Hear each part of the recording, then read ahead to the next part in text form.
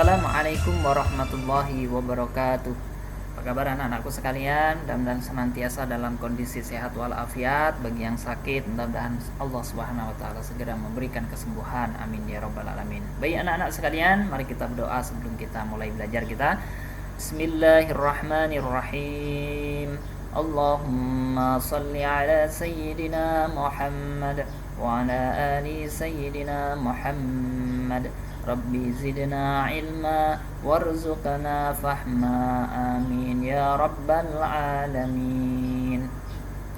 Anak-anakku sekalian, pada kesempatan kali ini Bapak Nur Rahim akan menyampaikan materi IPA. Fokus materi kita adalah tentang pelestarian hewan dan tumbuhan. Pada buku kalian tema 1, subtema 3, pembelajaran 1 dan pembelajaran 3. Tujuannya pembelajaran kita hari ini adalah yang pertama mengetahui hewan yang terancam punah, yang kedua mengetahui tumbuhan yang terancam punah, dan ketiga menjelaskan cara pelestarian hewan dan tumbuhan. Nah, mengapa pelestarian hewan dan tumbuhan itu penting? Yang pertama, agar tumbuhan dan hewan itu tidak punah. Yang kedua, karena tumbuhan dan hewan itu adalah sumber makanan dan obat-obatan bagi manusia. Yang ketiga, keseimbangan ekosistem antara produsen dengan konsumen, antara yang dimakan dengan yang memakan. Terus kemudian yang keempat adalah sumber belajar. Kemudian upaya-upaya apa untuk melestarikan hewan ini? Yang pertama adalah memahami pentingnya pelestarian hewan, ya. Kita harus paham bahwa hewan ini sangat penting bagi kehidupan manusia, maka perlu adanya pelestarian supaya tidak habis di muka bumi, tidak hilang di muka bumi. Karena sebagai tadi ya, sebagai sumber makanan maupun obat-obatan bagi manusia. Yang kedua, membuat tempat penangkaran hewan baik secara ex situ maupun in situ. Dan yang ketiga adalah tidak melakukan perburuan secara liar dan jual beli hewan yang langka. Hewan langka ini adalah hewan yang jumlahnya sedikit, ya. Selanjutnya, upaya-upaya pelestarian tumbuhan.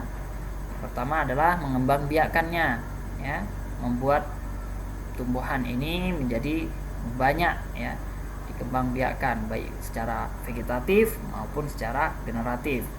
Kemudian yang kedua adalah tidak menebang pohon sembarangan. Kemudian yang ketiga, tebang pilih, artinya apabila ingin menebang pohon, maka dipilih pohon yang umurnya sudah tua. Terus kemudian yang keempat adalah penghijauan, reboisasi. Lahan-lahan yang gundul, ya, ditanami tumbuh-tumbuhan. Terus kemudian yang kelima, pelestarian secara in situ dan ex situ.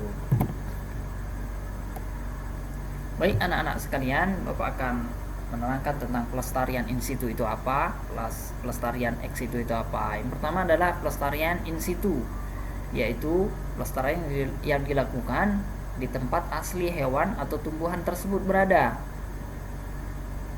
Contohnya yaitu pelestarian yang dilakukan di hutan lindung, suaka marga satwa, dan taman nasional. Nah, hutan lindung itu apa?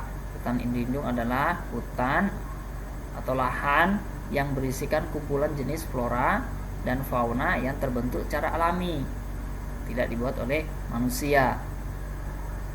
Nah, hutan lindung ini sangat penting sebagai penyedia cadangan air bersih, pencegah banjir, penahan erosi, dan juga penghasil oksigen sebagai paru-paru kota, dan banyak lagi diantaranya, ya. Hutan lindung juga merupakan suatu istilah dari suatu hutan yang dilindungi kelestariannya. Tidak boleh manusia sembarangan masuk ke dalam hutan tersebut, menebang pohon, melakukan pemburuan secara liar. Nah, itu tidak boleh. Nah, ini dilindungi oleh pemerintah. Terus kemudian selanjutnya anak-anak, suaka marga satwa, yaitu kawasan hutan suaka alam yang mempunyai ciri khas berupa keanekaragaman dan atau memiliki keunikan jenis satwa yang membutuhkan perlindungan. Contohnya badak bercula 1, gajah, ya, yang akan dilindungi, diletakkan di suaka marga satwa ini. Kemudian taman nasional, yaitu kawasan pelestarian alam yang mempunyai ekosistem yang asli, ya. Kita lanjut. Ex situ itu adalah pelestarian yang dilakukan di luar tempat tinggal aslinya, ya. Jadi melestarikan hewan dan tumbuhan ini di tempat yang dibuat oleh manusia. Contohnya kebun botani, ya. Kalian pasti sudah pernah ya datang ke kebun raya Batam. Nah, ini adalah contoh daripada pelestarian tumbuhan, tempat yang sengaja dibuat oleh manusia untuk melestarikan tumbuhan dan juga sebagai tempat wisata. Kemudian taman safari, ini tempat untuk melestarikan hewan-hewan yang langka, ya. Nah, sekarang kita masuk ke contoh hewan dan tumbuhan yang langka. Nah, ini orang utan, komodo, anoa, harimau, badak Jawa atau disebut juga dengan badak bercula satu, kura-kura panjang, penyu hijau, ikan pari, ikan gergaji, burung cendrawasih, burung jalak Bali.